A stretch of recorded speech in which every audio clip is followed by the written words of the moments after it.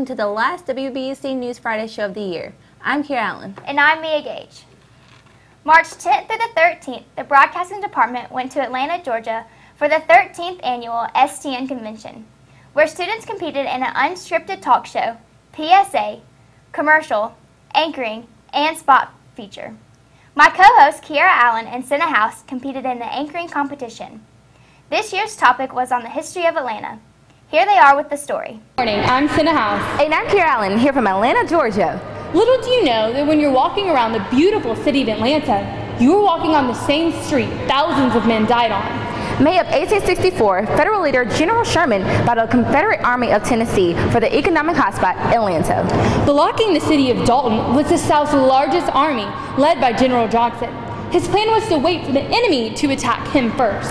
Sherman used the army of Cumberland and Ohio to fight against Johnson's army, and successfully, Johnson retreated back towards Atlanta. General Hood relieved Johnson of his duties as Confederate general. The Confederates had a difficult time trying to capture Atlanta because Hood put up a strong fight. The Confederates refused to be defeated, so Sherman cut all of Atlanta's lifelines, the railroads, forcing Hood to withdraw late August, ultimately resulting in a Union victory as Sherman captured Atlanta. So next time you walk around the streets of Atlanta, remember the thousands of fallen soldiers. For Student Television Network, I'm Kiara Allen. And I'm Senna House. Another competition competed in was Spot Feature, an event where students had 3 hours to shoot and 3 hours to edit. This year's topic was Life in the Fast Lane. To tell us more, here's Will Russell with the story.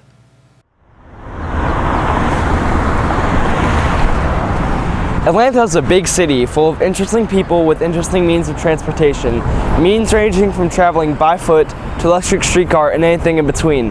Only in Atlanta can you meet characters such as King James, who claims to have what you may believe is the strangest way to get around. Well, usually I travel by spaceships, but you know, I don't want people to feel weird, so I'll take MARTA, I'll take the streetcar. He described the MARTA as being an experience rather than just a ride. I like MARTA, man. I like hearing stories on the train, you know what I'm saying? I like hearing different experiences and experiencing different people. Local citizen Daniel Hayden states that he prefers not to take public transportation.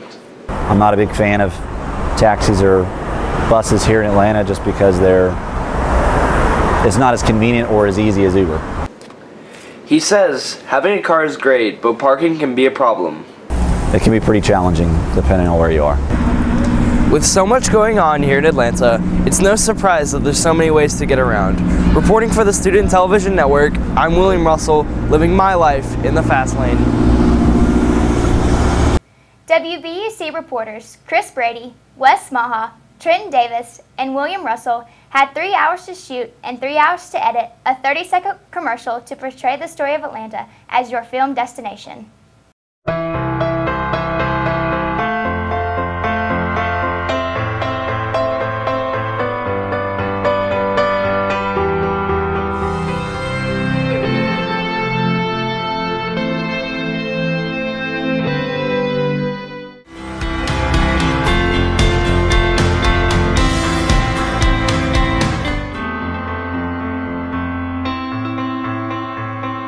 Georgia, your film destination.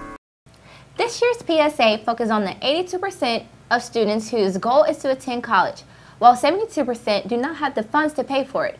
Reporters Anthony Elliott, Scott Mann, Jocelyn Freeman, and Taylor Cloudis had 6 hours to create a 30-second PSA.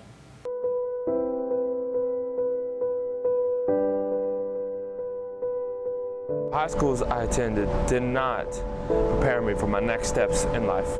As an African-American male, you know, I've been having a lot of adversities trying to get into universities. My parents didn't support the major I chose for college, so they didn't want to financially support me. I have good grades, but I don't have enough money to get me to college.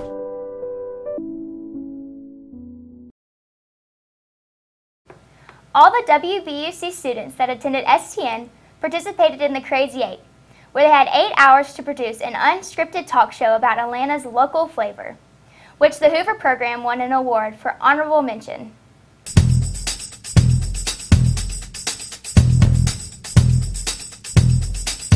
Welcome to Local Flavor. I'm Trenton Davis. Here on Local Flavor, we tour the country and explore some of the nation's best cultural hotspots. Today, We're in the great city of Atlanta, Georgia. Atlanta is the 9th largest city in the U.S., and it's home to upwards of 5.5 million people. Founded in 1837, it's not only well known around the country, but it's also home to one of the civil rights leaders, Martin Luther King Jr. Atlanta is well known around the globe, from their sports teams, including the Atlanta Hawks, Braves, and the Falcons, all the way to their musicians that have grown up in Atlanta. The Future, Young Jeezy, and T.I. If you hadn't heard any of these, you have heard of Coca-Cola. Coca-Cola originated in Atlanta, and we have William Russell standing by. Thanks, Trenton. Coca-Cola was invented here in Atlanta in 1886 by my good friend, John Pemberton. Coca-Cola estimates that 1.9 billion servings of Coke are consumed per day. That's a big leap from the 9 servings per day consumed back in the early stages. Now right next to me is the World of Coke, where you can go in and tour and see how America's favorite drink is produced. Now let's not just talk facts about Coke. You can also come here to see many pieces of art showcased about Coke, including giant cans of Coke made of glass. Now no one saw that Coke was going to become this big, but what the intentions of our next attraction was to reach the entire globe. Kiera Allen standing by at the CNN Center. I'm across the street from the CNN News headquarters in Atlanta that was founded nearly 36 years ago in 1980. Since that time, CNN has covered stories from the Challenger explosion to the Gulf War. CNN is still open to the public for informative tours that shows you some of the behind-the-scenes actions and some of the day-to-day productions.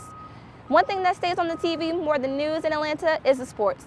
I'll send it over to my colleague, Chris Brady. Thanks, Kiki. Right behind me is the College Football Hall of Fame. Inside the Hall of Fame, you can find a Chick-fil-A skill zone and an indoor playing field. Not only that, but you can see statues and memorabilia of college football's greatest players. For example, Deion Sanders and Bo Jackson. The Hall of Fame is filled with memorabilia to its greatest players. To soak up the local flavor of Atlanta, you have to visit the College Football Hall of Fame. Now back to you, Trenton. So when you come to Atlanta, what kind of local flavor do you scoop up? Oh man, music. Music playing right now here in Centennial Park. You know, it's crazy. Just the culture all around, the skateboarding, the diversity. You know, I just soak it all in if I can. Have you been over to the Coca-Cola Museum yet? I have actually. Yeah, it's really cool. They have this nice little 4D theater. Well, they call it 4D, but things come out, spray you. Some things in the back. It's real fun. Anybody who wants to go should go.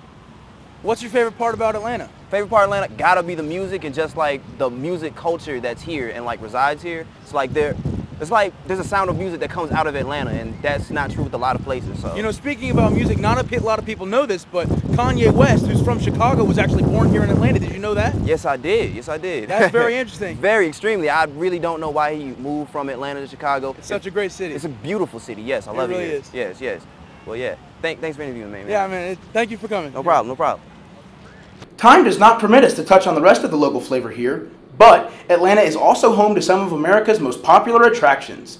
Tourists visit from all around the country to visit places such as the Georgia Aquarium, the Children's Museum of Atlanta, Underground Atlanta, and even the National Center for Civil and Human Rights, which features civil rights leader Martin Luther King Jr., who was born here in Atlanta. Now it's a beautiful day, and I'm Trenton Davis.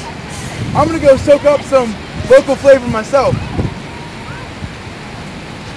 In other news, many students have relied on using school printers like the WEPA machines for their assignments. However, a change in policy to save money may make it difficult for students to print on campus next year.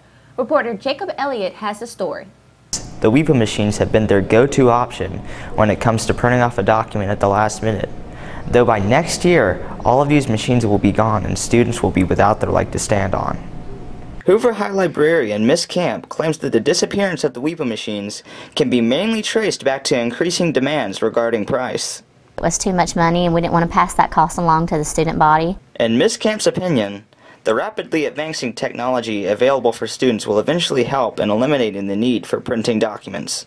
Hopefully we'll have a lot more students submitting things electronically, moving into a little bit more paperless options.